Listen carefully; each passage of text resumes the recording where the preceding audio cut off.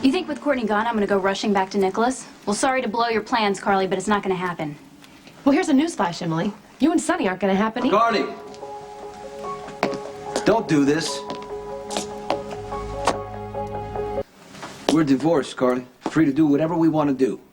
But then again, you know, I go and have dinner with Emily, and you come here and harass her. That's not why I'm here. Did you or did you not tell her that her and I are not going to happen? Yes, but I was standing here waiting for you, and she barged in. You know what? I wanted to believe when you said that you were stand up and you were trying to get a new life for yourself, the whole thing. That's happening, but I happen to care about you. This is my home.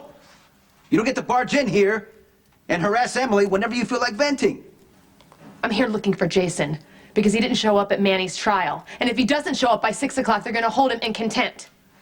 So maybe, Sonny, you should be worried about your friends and less worried about Emily's delicate feelings. Excuse me.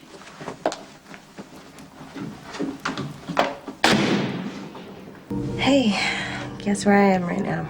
On a plane to South Carolina? Right on the first try. Wow, well, you sound happier already. Well, more like relieved. You know, I really miss Nicholas, but I so needed this. Thank you for arranging it.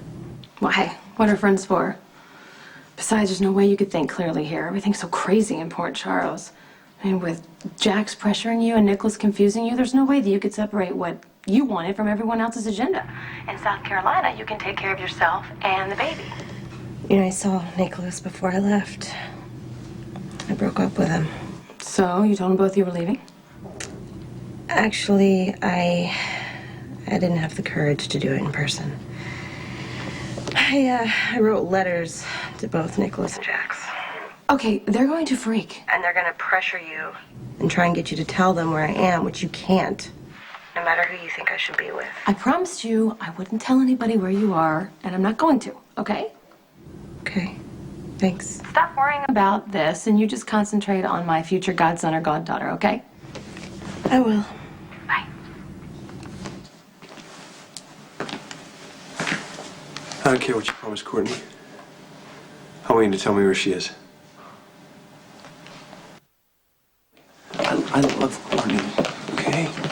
I want a chance to put our marriage back together. I want to raise our child I together. get that, but you need to let Courtney make that choice. You can't bully her into I it. just need a chance to talk to her.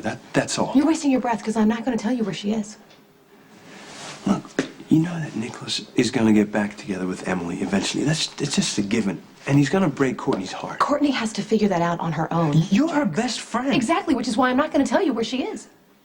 It's in your best interest, actually, if I get there before Nicholas How's does. that?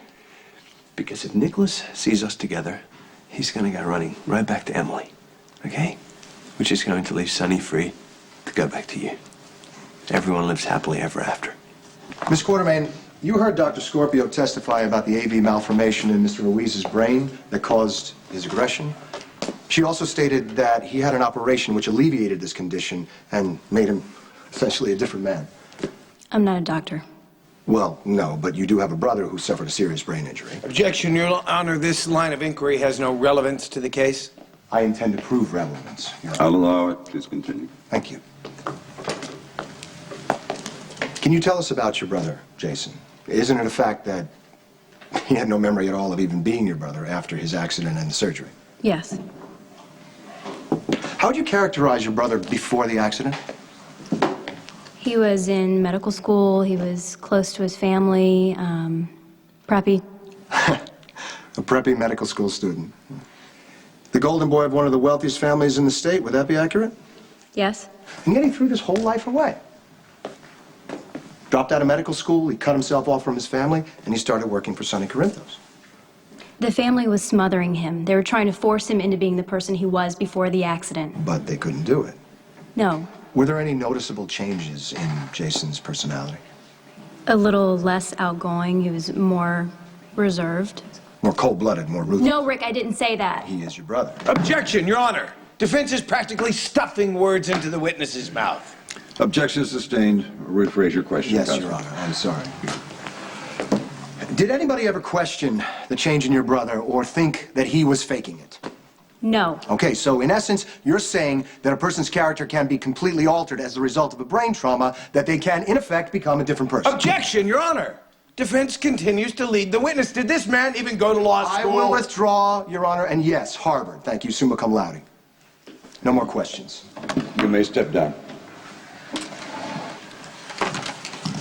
Call your next witness. Thank you, Your Honor. The defense calls Sam McCall.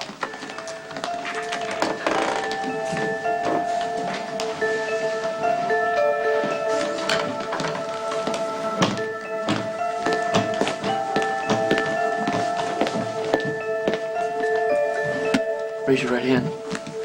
Do you swear to tell the truth, the whole truth, and nothing but the truth, so help you God? I do.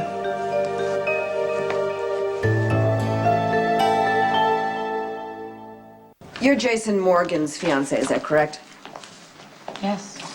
Did you know him before the accident? Manny Ruiz is not Just Jason a Morgan. simple You can't really yes or compare no, the two please, of them. Ms. No, you Paul. keep hammering away about his accident. Jason is a good man. Answer the question, please.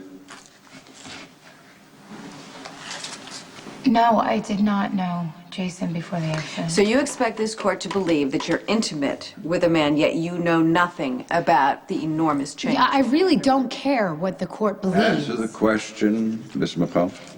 Answer. Jason, we just said, had brain damage, so no, we have not talked about his life before. He does not remember it.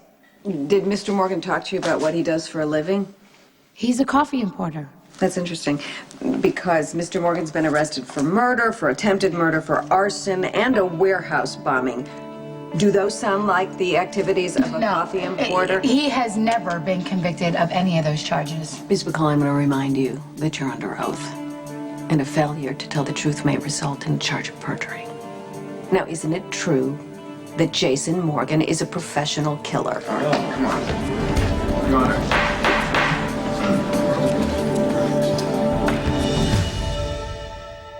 You want to know who kills people? Your client. Not as a job. He kills for sick, sadistic pleasure. Order in the court. He tried to hunt me down. He threatened to rape me.